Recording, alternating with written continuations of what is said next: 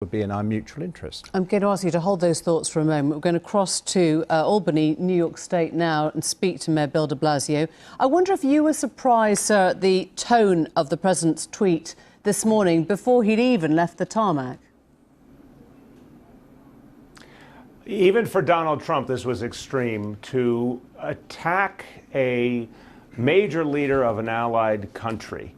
There's no question in my mind this was beyond the pale in so many ways. It's not, you know, we've seen so many things from President Trump, but this one is just not normal. It's not acceptable. And Sadiq Khan, to me, is an exemplary leader.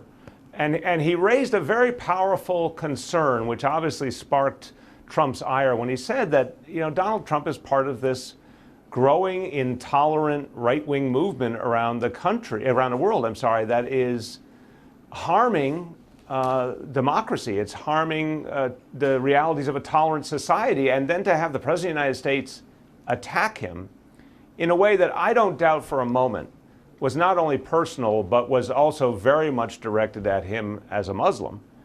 No, this deserves an apology. Donald Trump should apologize to Sadiq Khan because this goes far beyond the pale, even for Donald Trump. It didn't actually talk about him being a Muslim. It talked about an ungracious welcome. I mean, that was at the heart of it, wasn't it? That he felt he should be received graciously by this country and by London's mayor. I'm arguing to you that the message was thinly veiled at best, that it was, in fact, because Sadiq Khan is a Muslim. Donald Trump has made a career of attacking people based on race and religion and ethnicity. This is very much in a pattern we've seen for a long time.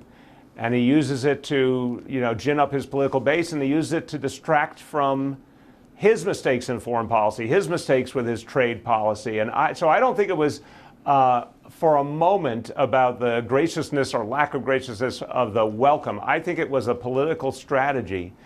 But it's a different set of rules. If he's attacking, you know, if he attacks me as the mayor of New York City, that's one thing. But to attack the mayor of the largest city in one of our crucial allied nations, okay, that undermines the relationship. Let me ask you, because you'll know, Mayor, that there are 13 or so Conservative candidates lining up to be the next Prime Minister. What would be your message to those leadership hopefuls seeking your President's endorsement? Are they right to look for his approval? Oh, I think it's a mistake. I'll tell you, first of all, thinking about the great traditions that our countries share in terms of democracy and vibrant debate and respect for all people and all backgrounds. Donald Trump has in so many ways been a divisive figure. He's not consistent with that democratic tradition. But on top of that, it is a very negative trend when an American president intervenes in the elections of another country. Look, he was obviously quite comfortable with Russia attempting to intervene on his behalf in the American election. He's now trying to do the same in other countries. This is a bad pattern for democracy. It is not the place of a foreign leader to attempt to undermine the democratic will of any people. So I would say to the Conservatives, stay away from him.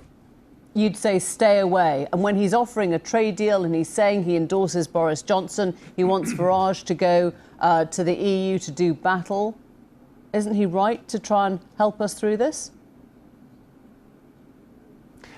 From my point of view, it's one thing if you say, should we work cooperatively on a trade deal? Of course we should. We have a tremendous alliance and history. But when it's him attempting to interfere with the political process of another country, endorsing a candidate for leadership in another country is not the place of an American president. I think that only engenders ill will amongst the people of any country that hears that kind of message. And it's not his place in particular to violate the norms of the relationship. Look, this is someone who is trying to foster division. And I don't think that's healthy for Western democracies. I think Sadiq Khan was right to say there's something dangerous happening here, and we should not tolerate it. Bill de Blasio, thanks very much indeed. Let me throw that back.